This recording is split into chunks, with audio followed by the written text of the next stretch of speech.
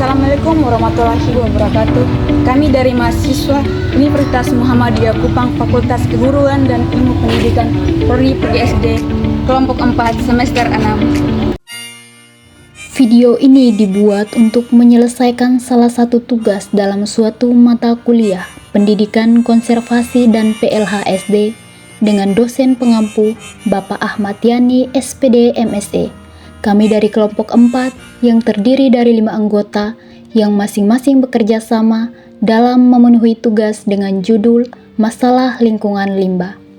Sebelum kami masuk ke pembahasan yang lebih lanjut, izinkan kami untuk memperkenalkan diri terlebih dahulu.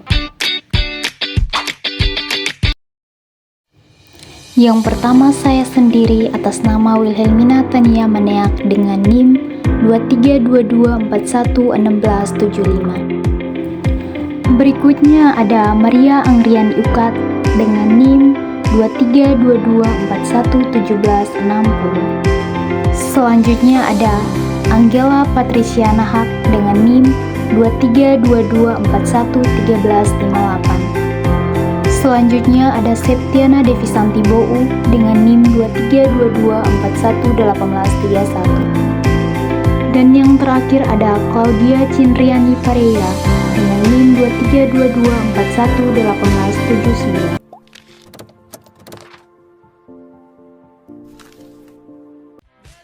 2322411879. Ayo simak. Baik, materi yang pertama di sini saya akan menjelaskan tentang pengertian limbah. Masalah limbah, padat, cair, gas, dan B3 adalah ancaman lingkungan utama yang menyebabkan pencemaran air, tanah, dan udara, serta merusak ekosistem dan kesehatan manusia. Limbah industri dan rumah tangga yang tidak dikelola dengan benar dapat menurunkan kualitas lingkungan, mengganggu kehidupan akuatif, serta mengurangi kesuburan tanah. Limbah menjadi hasil sisa kegiatan manusia atau proses alam yang tidak lagi digunakan dan akan mencemari lingkungan jika tidak dikelola dengan baik. Baik, yang kedua di sini saya akan menjelaskan tentang jenis-jenis limbah. Yang pertama adalah limbah padat. Limbah padat merupakan limbah dari hasil kegiatan manusia yang berbentuk padatan yang paling sering kita jumpai dalam kehidupan kita sehari-hari. Contohnya seperti sampah rumah tangga, plastik, dan logam. Yang kedua adalah limbah cair. Limbah cair merupakan limbah yang berbentuk cairan yang berasal dari kegiatan rumah tangga atau industri.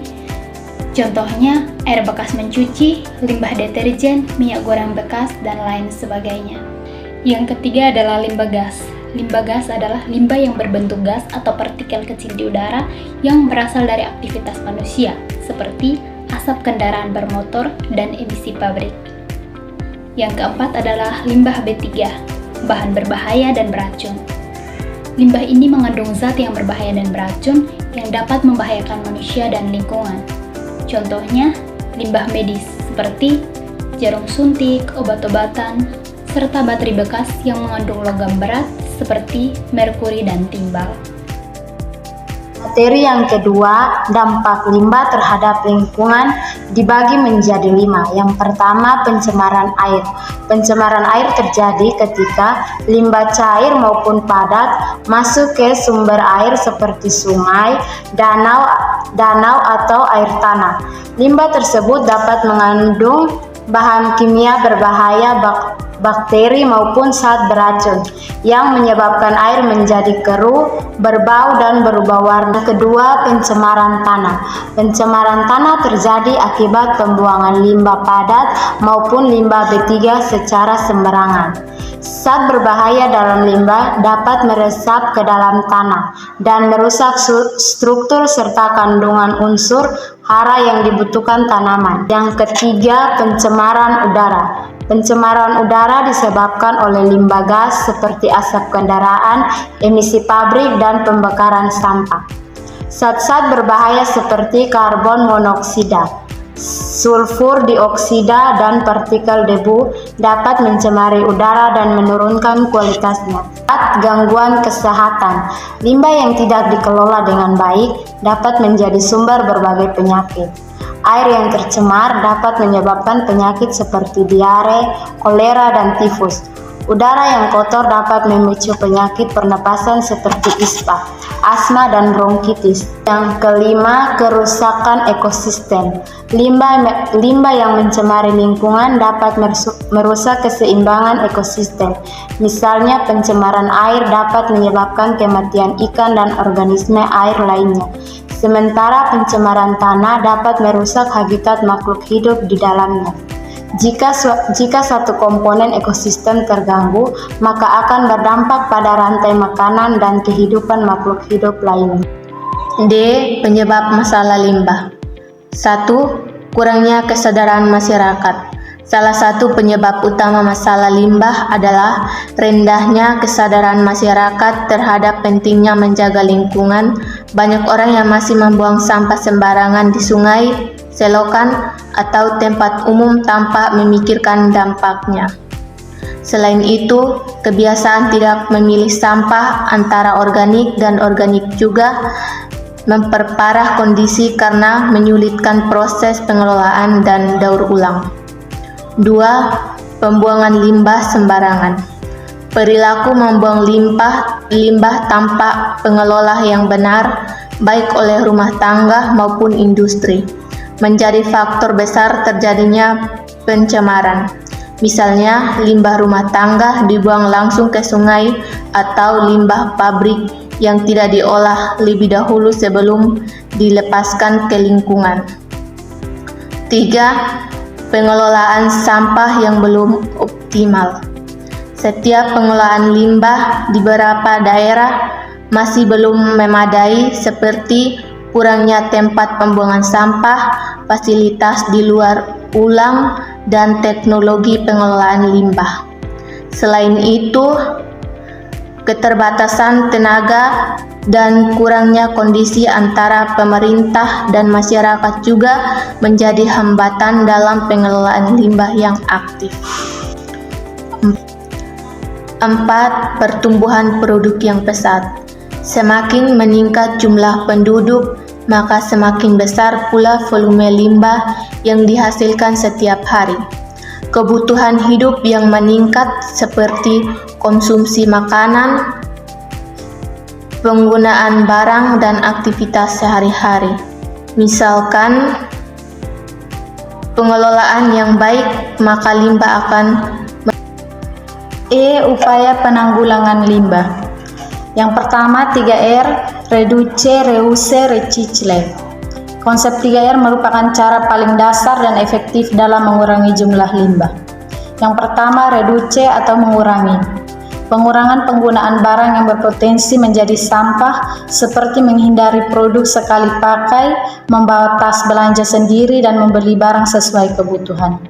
Yang kedua, reuse atau penggunaan kembali. Memanfaatkan kembali barang yang masih layak pakai, seperti penggunaan botol bekas, wadah makanan, atau kertas yang masih bisa dipakai. Ketiga, recycle atau mendaur ulang. Pengolahan sampah menjadi produk baru yang bermanfaat seperti kertas daur ulang, kerajinan dari plastik, atau kompos dari sampah organik. Yang kedua, pengolahan limbah sebelum dibuang. Limbah terutama dari industri dan rumah tangga sebaiknya diolah terlebih dahulu sebelum dibuang ke lingkungan. Contohnya, limbah cair diolah melalui IPAL atau instalasi pengolahan air limbah untuk mengurangi zat berbahaya.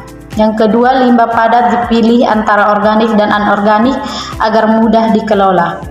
Ketiga, limbah B3 ditangani dengan prosedur khusus agar tidak mencemari lingkungan. Yang ketiga, mengurangi penggunaan plastik. Plastik merupakan salah satu penyumbang limbah terbesar karena sulit terurai. Upaya yang dapat dilakukan antara lain, pertama, menggunakan tas belanja kain atau ramah lingkungan. Yang kedua, menghindari sedotan plastik dan menggantinya dengan bahan lain. Ketiga, memilih produk dengan kemasan minimal atau ramah lingkungan. Keempat, menggunakan botol minum isi ulang. Yang keempat, edukasi dan kesadaran masyarakat. Pendidikan lingkungan sangat penting untuk membentuk perilaku masyarakat yang peduli terhadap kebersihan. Edukasi dapat dilakukan melalui yang pertama, sekolah, Yang kedua, kampanye kebersihan di masyarakat. Ketiga, sosialisasi tentang pemilihan dan pengelolaan sampah. Yang kelima, penegak hukum lingkungan. Pemerintah perlu membuat dan menegakkan aturan yang tegas terkait pengolahan limbah. Hal ini meliputi: pertama, pemberian sanksi bagi pelaku pencemaran; kedua, pengawasan terhadap industri yang menghasilkan limbah; ketiga, kebijaksanaan pengurangan penggunaan plastik. Sekarang masuk pada kesimpulan. Berdasarkan uraian di atas, dapat disimpulkan bahwa limbah merupakan sisa kegiatan manusia maupun proses alam yang jika tidak dikelola dengan baik dapat menimbulkan berbagai permasalahan lingkungan. Limbah hadir dalam berbagai bentuk, yaitu limbah padat, cair, gas, dan limbah B3 yang masing-masing memiliki karakteristik serta tingkat bahaya yang berbeda. Limbah padat yang ditemukan dari kehidupan sehari-hari dan dapat mencemari tanah. Limbah cair berpotensi merusak sumber air. Limbah gas mencemari udara dan berdampak pada perubahan iklim, sedangkan limbah B3 memiliki tingkat bahaya tinggi karena mengandung zat beracun yang dapat membahayakan makhluk hidup. Dampak dari limbah yang sangat luas dan serius meliputi pencemaran air, tanah, dan udara yang pada akhirnya menurunkan kualitas lingkungan. Selain itu, limbah juga menyebabkan gangguan kesehatan seperti penyakit infeksi, gangguan pernapasan, hingga keracunan.